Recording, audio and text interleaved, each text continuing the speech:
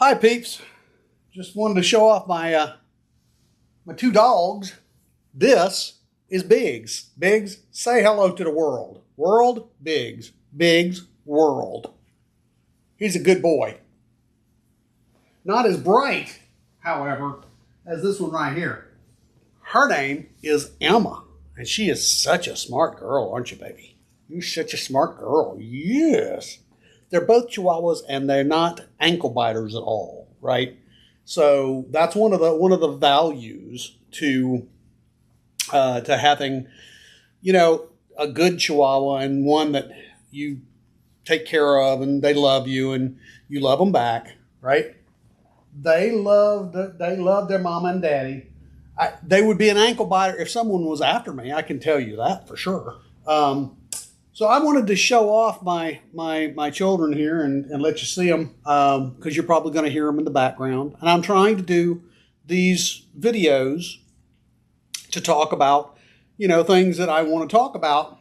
And sometimes it may include things you don't want to hear. And it's okay. But in general, we'll try to be at least a little bit entertaining. So one of the things I was talking yesterday about my parents. And I wanted to kind of talk a little bit more about the challenges or the things that they had going on. So my mom has had a really good story, and I was lucky to stay with her, during the end of her life, and talk to her about these things. Turn this a little bit so I can talk directly to you. And so she and I were talking a lot about what she went through when she was in Germany during the Second World War. And she told me a few stories that I thought were really interesting.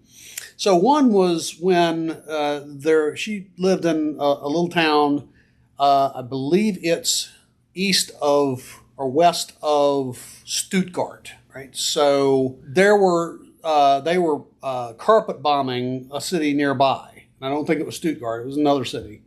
They were carpet bombing this city, and it actually had a firestorm. And she said she remembered getting underneath the table, and her parents were underneath the table with her, and they were so scared because this firestorm was going on. They could feel the heat of it. And then another story that she kind of related was that they had some friends who lived down the way, that they had been living there for years, and they had a disabled child.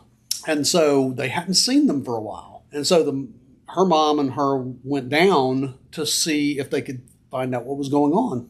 Well, the door was unlocked and they went in. And apparently the Nazis had come and taken the disabled child away to re-educate her, which meant that she was going to be killed. And they knew that. The parents knew that. So when they went in, they found the parents had hung themselves in the foyer. And she said that was devastating to them, that they found that out. And then one of the other stories that I think I mentioned about my opa and about how he really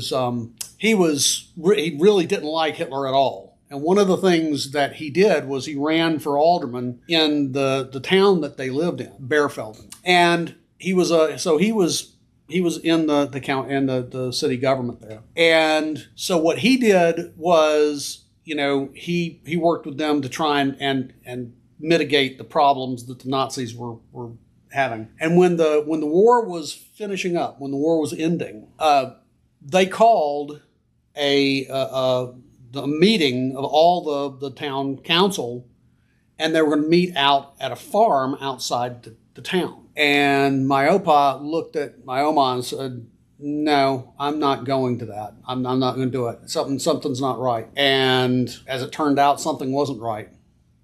Every person in the council got killed except for him. The Nazis killed them all before the Americans could get in and they could find out what was happening. It was an attempt for them to not they were trying to cover their tracks, right, as they went. And, this is an authoritarian regime that is just had none like it in history. I mean, there's been a lot of authoritarian regimes and pretty bad ones, but the Nazis were pretty bad. My mom was very happy to not have that happen to her father. And then one last story from her was when she was going to give herself up to the French. She said that she had to go through a field, that she had met this man. They were both going to give themselves away. He gives themselves up, right? And so they were going through this field to try and get to the French lines, to the Frenchmen, to give themselves up. And as they were walking through this field, a plane came down and started strafing them. And so they went up underneath a tree, and apparently the man got hit, and she held him in her arms as he died right there.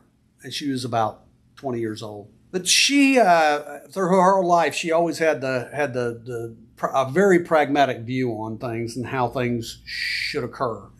Her favorite term was "Ach du lieber Gott," which means "Oh, for the love of God." She was a very pragmatic woman, and probably because of all that happened. And my father was, as I said before, was a big drinker. He also never really clicked on any one particular career. So when he got out of the military, I believe he went to work as a watch repairman. And he did that for a while until his hands got too shaky and he couldn't hold the fine little things and put the stuff in. He was drinking too much, so his hands got too shaky. And then after that, he became barber.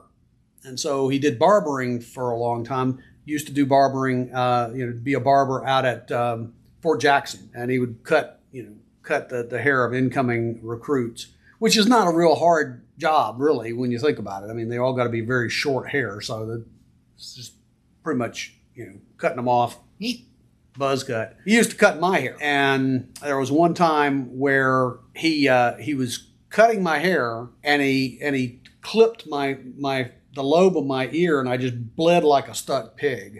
And I told him, "You're not going to cut my hair anymore." No.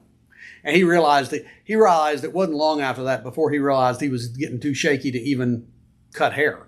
So then he became a security guard at Kmart until he had too many heart attacks and just couldn't work anymore. When he and the thing is, for those of you who drink, keep in mind that when you drink, sometimes your personality changes. With my father, that was the way. His personality changed, and it went from being, a nice guy to really being pretty much an ass. And that's not something that you want to have happen. It's not a way that you want, you don't want to treat your children that way. But here's the thing. After he started having heart attacks and they told him that if he didn't quit drinking, he was going to die, he spent the last 5 years of his life not drinking. He turned into a really nice guy. And we got along really well. And so I'm the youngest of 3 brothers. My other 2 brothers didn't quite get that same treatment. My oldest brother for sure didn't. He left early on, never came back. I think he's been back to South Carolina one time, and that was for my mother's funeral. But other than that, I just don't know that he's been back. My other brother lives here, and he's a nice guy, and he kind of had a mixed bag with my dad too, right? He saw the nice guy that my dad became in the last years of his life, but he was also marred by those early years. Because there were so many years between us, there were 7 years between us, right? Between my oldest brother and my second oldest brother, and then 7 years between him and I. So there was 14 years between my oldest brother and I. That's a lot of time. He did help me get into computers early on, though, and I do appreciate all the help that he gave me.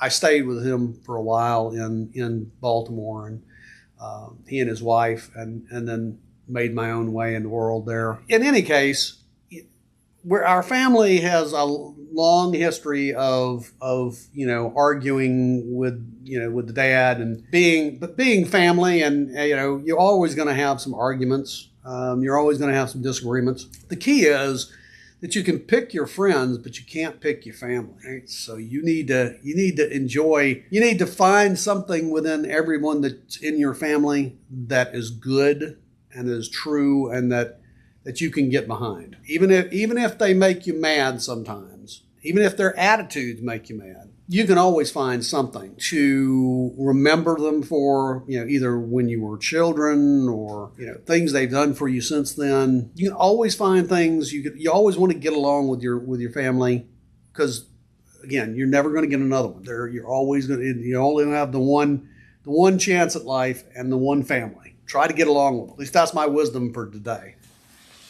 You should listen to a wise old man. Really, really. Well, I don't know if I'd call myself wise, but I do know that I'm old. I'm getting old, right? Some days I feel older than others. Today's not one of the bad ones. I feel pretty good today. Some days I feel really, really lousy, but probably because I don't exercise enough. I do eat right. I do eat well, but I just don't exercise enough. Well, I think I've rambled on enough for one day, and I thought that I would, share with you my thoughts and my wisdom and some of my homespun humor. Maybe sing a little bit. Everybody loves somebody sometime. Enough. I'll stop. Anyway, glad you could come by and visit with me, and we'll see you again.